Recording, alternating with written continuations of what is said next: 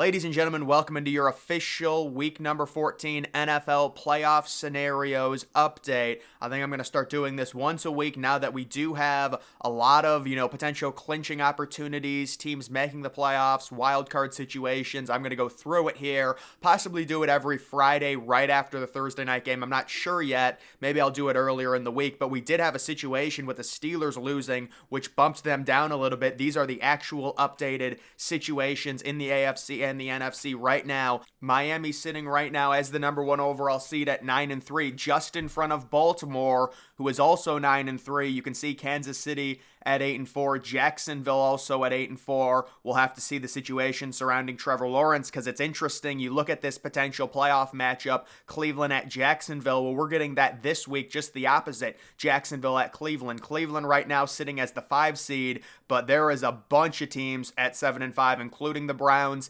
Indianapolis, they would be taking on Kansas City, and then Houston and CJ Stroud also at 7-5. They would be taking on Baltimore, with Miami receiving that very important first round bye. Looking at the NFC, Philadelphia, even after their loss to San Francisco, still sitting in first place, although they've got a very tough game this week in Dallas. They're going to be underdogs. They possibly could lose that. San Francisco does have the head-to-head tiebreaker. If they win this coming week, they could be the number one overall team in the NFC, but they're at number 2 right now. You've got Detroit sitting at 9-3 at number 3 as the 3 seed, and Atlanta as the 4 seed in the terrible. And how is Atlanta in the playoffs? I didn't even realize that. Wow. At 6-6, they would host a game against Dallas, who's 9-3. Dallas might be 14-point favorites in a road playoff game if that actually played out. Pretty crazy. And then you do have Minnesota also sitting at 6-6, wild card team, and Green Bay, obviously the NFC, very weak when you look at those two teams. Although Green Bay is kind of coming on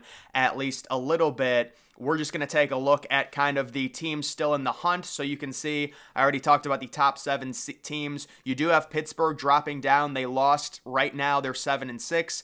Their next game will be at Indianapolis next week. They're probably going to be slight underdogs in that one. You do have Denver still in the hunt at 6-6. Very critical game against the Chargers on the road. The Chargers sitting -2.5 in that one. They're at 5-7. They are still in the hunt just barely. Huge game for Buffalo. The Bills have been one of, if not the most unlucky teams this year. They're 6-6, but they have a crazy good point differential. They're at Kansas City. They're just 1.5 point underdogs. They need to win that game badly. Cincinnati getting the shocking Monday Night Football win. They are going to be hosting Indianapolis. That's a winnable game. We saw how good Jake Browning looked. And then how about Las Vegas hanging around at 5-7 right now? They're 13th overall, but they are hosting a Minnesota team. That's a winnable game. They're only 3-point underdogs in terms of that one. Taking a look at the NFC, you can see we might see a change at the top if San Francisco wins and Philadelphia loses. You could see San Francisco hosting Seattle, 10.5 point favorites. Philadelphia sitting underdogs at Dallas. Those two teams possibly switching. Detroit sitting at number 3. They're in Chicago. That's a very winnable game for them. Atlanta is hosting Tampa Bay. Very winnable division game there. Once again, that's a terrible division. You do have Dallas versus Philadelphia. Huge game for them. And then Minnesota, they will be at Vegas. They've got the situation with Josh Dobbs. They should be getting Justin Jefferson back. And then Green Bay getting some momentum right now, sitting at 6-6 in an extremely winnable Monday night game on the road in East Rutherford. You also do have the Rams coming off that impressive home win over the Browns. They're in Baltimore. That is a brutal spot for the Rams. I expect the Rams to lose that game and fall to 6-7. Seattle is at San Francisco. That's probably a loss. They're probably going to fall to 6-7. Tampa Bay is at Atlanta. It's a winnable game, but I did pick Atlanta to win that one. New Orleans is hosting Carolina. This is a big week for New Orleans to move up a little bit here. Imagine Minnesota loses to Vegas. The Rams lose. Seattle loses. Tampa Bay loses. New Orleans could slingshot up a little bit. And then the Giants, a lot of us thought the Giants were going to tank. They've won a few games recently. I don't think that's good for their future. They're hosting Green Bay. I would expect Green Bay to win that game. And then Chicago, if Chicago had a healthy Justin Fields throughout the entire season, I do think they would be more in the mix, possibly at 5-7, maybe even 6-6.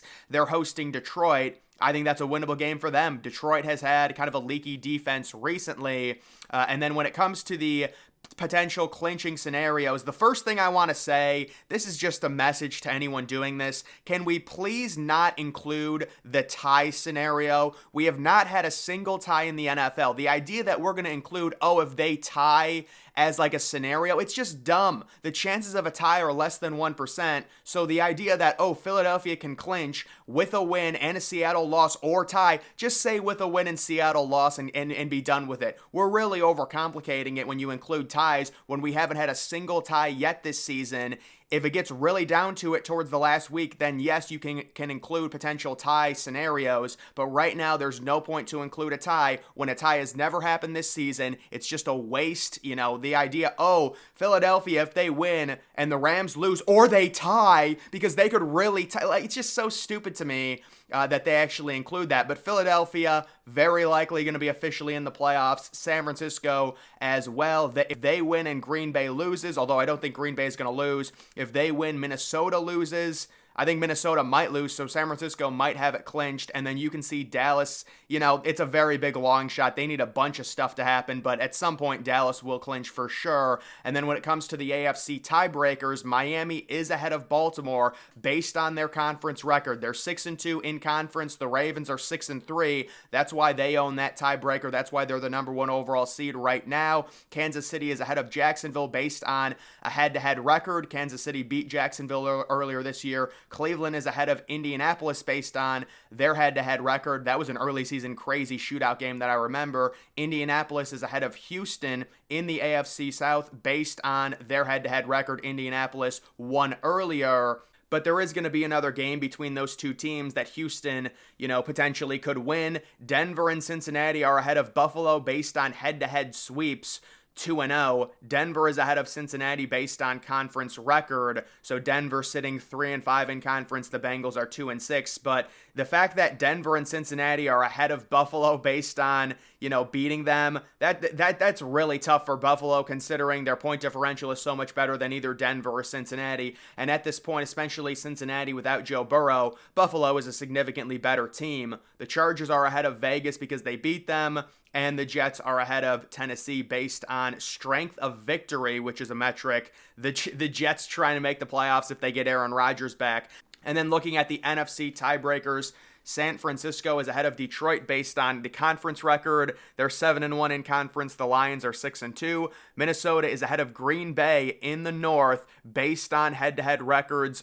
Green Bay is ahead of the Rams because they beat them head-to-head. The Rams are ahead of Seattle because they beat them head-to-head. And Tampa Bay is ahead of New Orleans because they beat them head-to-head. Although all those games, there should be more games, at least one more for each of those teams. And then taking a look at the strength of schedule, which teams have the toughest remaining schedule, it is Baltimore, believe it or not. A lot of people still expect them to win the AFC North, but they have the toughest remaining schedule. They're facing San Francisco, Miami, Jacksonville, Pittsburgh. That's a very winnable game against Pittsburgh. And then the Rams, and they have no crazy easy games either. 0. So that's a very tough schedule for them. Dallas has a tough schedule remaining. The Giants fans are probably happy about that. They have to face the Eagles twice.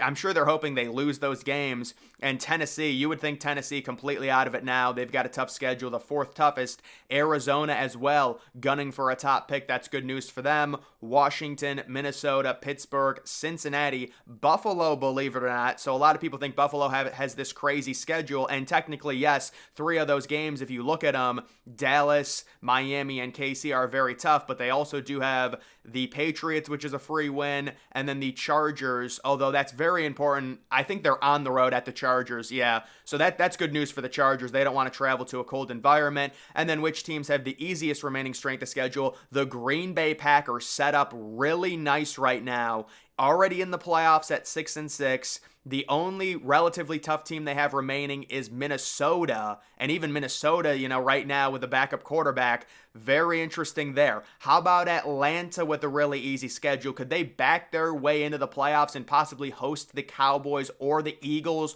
whichever team doesn't win that division, in a playoff game? That would be crazy. You do have New Orleans sitting right now on the outside looking in, but with an easy schedule. Kansas City, they should win the AFC West this year. It hasn't been good. Philadelphia with an easy remaining schedule. So you're kind of seeing Dallas versus Philadelphia for that division. Philadelphia with a big-time schedule advantage. They have an easy remaining schedule, including facing the Giants twice. You do have Jacksonville with a relatively easy schedule, and Houston as well. Those two teams will be battling it out there. And then looking at the ever-important NFL draft order, which teams are tanking, who is set up right now to have the number 1 overall pick. You did have New England win last night. They were 6-point underdogs. Everyone thought they were going to finish 2-15. They win that game. They still hold on to the number 2 overall pick right now based on strength of schedule. They have a worse strength of schedule than Arizona, so that's how that tiebreaker is resolved. You can see right now Carolina giving their number 1 overall pick to Chicago. There is no incentive for Carolina to lose these games.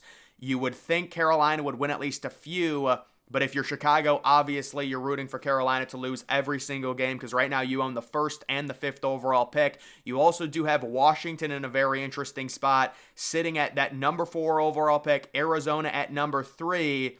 Arizona possibly trying to get Marvin Harrison Jr. We will see. Washington, they think Sam Howell is their future. Would they trade down if they don't need a quarterback? It'll be interesting. You do have both New York teams, the Jets and the Giants, at 6 and 7. I would expect the Giants to finish top 5. I think they're going to start losing a lot of games, especially with that tough schedule. Tennessee sitting at number 8 right now. They've got a very hard remaining schedule. New Orleans should move outside of the top 10. They've got an easy schedule and they're trying to go for the playoffs. Tampa Bay, they'll probably finish right around 10. Vegas, that's probably where they'll finish. And then the Chargers at number 12, believe it or not, even with Justin Herbert. So guys, that is the official playoff update here entering NFL week number 14. That's going to do it for this video. Make sure you're following me on X. Link to that's always in the description.